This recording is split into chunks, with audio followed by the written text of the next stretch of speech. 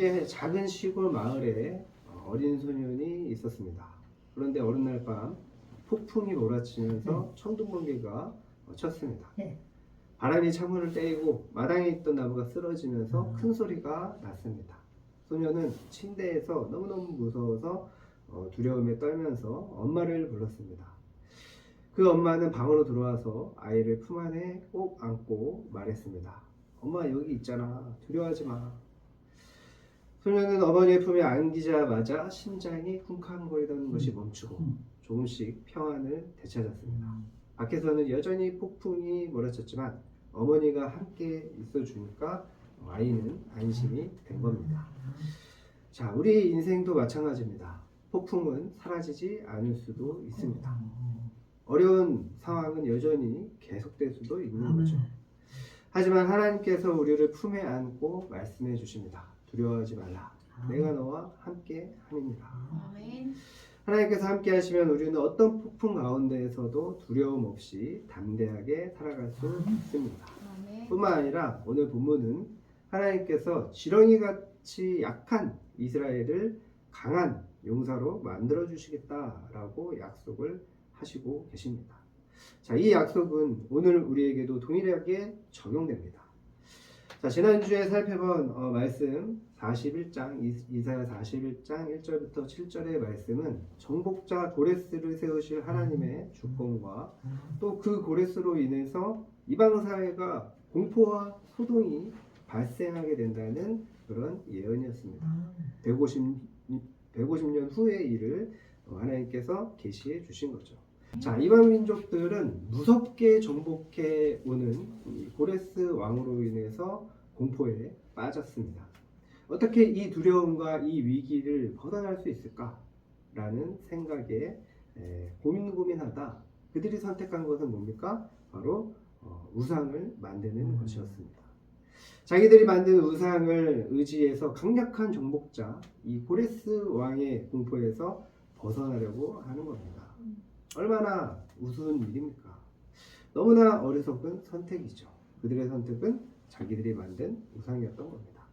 자, 오늘 본문인 8절에서 20절은 고레스의 등장으로 선민 보호와 회복 그리고 복락이 이루어진다라고 하는 약속의 말씀입니다.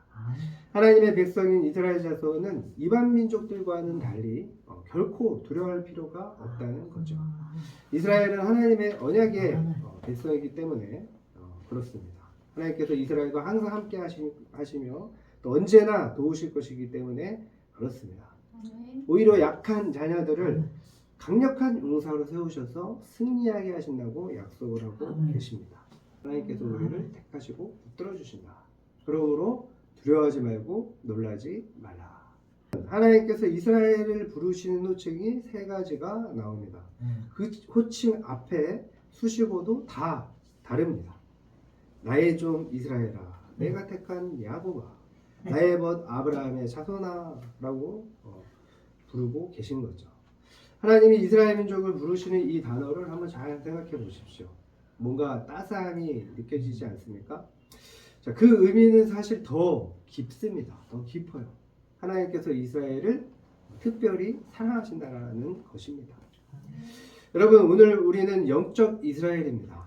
그러니까 이 말씀은 오늘 우리에게도 그대로 적용되는 말씀인 거죠.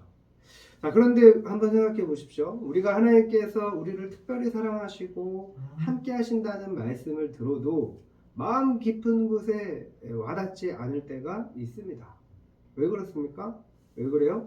지금 내 상황과 사정이 너무나 안 좋을 때 하나님께서 정말 나를 사랑하시나? 하나님께서 정말 나와 함께 하시고 또 나를 선한 길로 인도해 주시고 계시나? 그런 의문이 드는 거죠. 상황은 계속해서 안 좋은데 눈에 보이는 어떤 변화나 결과가 없기 때문에 그런 겁니다. 자, 그럼 이스라엘 백성들은 어땠을까요? 이 말씀을 들은 이스라엘 백성은 어땠을까요? 우리보다 더 심한 의문이 들었을 거예요. 한번 생각해 보십시오. 이스라엘이 바벨론에 의해서 완전히 초토화되고 멸망을 했습니다. 게다가 그들은 먼 이방 땅에 끌려와서 포로로 생활을 하고 있습니다. 포로이기 때문에 어떤 인권이 주어졌겠습니까? 사람으로서 최소한의 받아야 될 그런 존중조차도 받지 못하는 그런 상황이었습니다. 그 당시에는 정말 그런 것이 더 심했겠죠. 그저 노예로서 고통스럽게 살아가고 있습니다. 학대를 당하고 갈취를 당하는 그런 삶을 살고 있었을 거예요. 그러니 이스라엘 백성들의 심정이 어떠했겠습니까? 하나님께 버림을 받았다고 생각하지 않았겠습니까? 부정적인 정도가 아니라 아예 비관적이었을 거예요.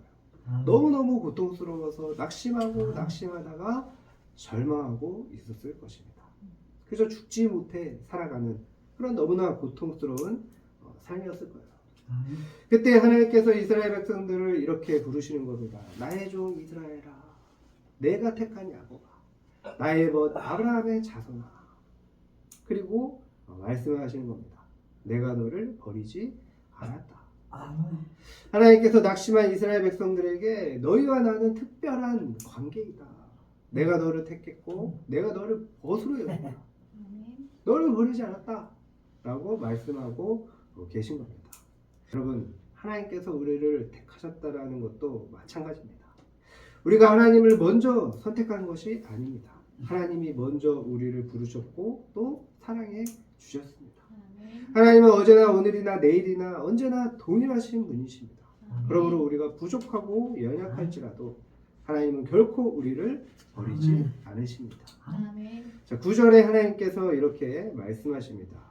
내가 땅끝에서부터 너를 붙들며 땅 모퉁이에서부터 너를 부르고 내게 이르기를 너는 나의 종이라. 내가 너를 택하고 싫어하여 버리지 아니하였다. 여러분, 이스라엘이 하나님께 택함 받기 전에 어떤 민족이었습니까? 어떤 민족이었어요? 애굽의 노예였습니다. 애굽의 노예였어요. 그들은 하나님의 백성이 될 만한 그 어떤 자격도 없었습니다. 다른 민족보다 특별하지도 않았고 더 힘이 세지도 않았어요. 그럼에도 불구하고 하나님께서 아브라함에게 약속하신 대로 땅끝과도 같은 이 애굽에서 이스라엘을 택하여 불러주셨습니다. 그들을 애굽에서 불러내어 하나님의 백성으로 삼아주신 거예요. 뿐만 아니라 하나님의 구원 역사를 이루기 위한 종으로 삼으신 것입니다. 하나님께서 먼저 그들을 택하셨고 붙들어 주셨던 것입니다. 우리도 마찬가지입니다. 우리가 하나님께 택함 받을 만한 어떤 자격이 있습니까? 아무것도 없죠. 오히려 세상의 기준으로 보면 우리는 오히려 다른 사람들보다 연약한 자들일 뿐입니다. 우리가 우리 자신을 객관적으로 성찰을 하면 우리가 너무나 연약하다는 사실을 인정할 수밖에 없는 것입니다. 그럼에도 불구하고 하나님께서 우리를 택하셨습니다. 우리를 불러 하나님의 은혜 가운데 거하게 하셨습니다. 하나님의 구원 역사를 이루는 사명자로 삼아 주시는 영광까지 주신 것입니다.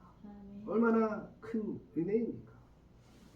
여러분, 하나님은 우리의 조건 때문에 우리를 사랑하시는 것이 아닙니다. 하나님의 선택 때문에 우리를 사랑하십니다.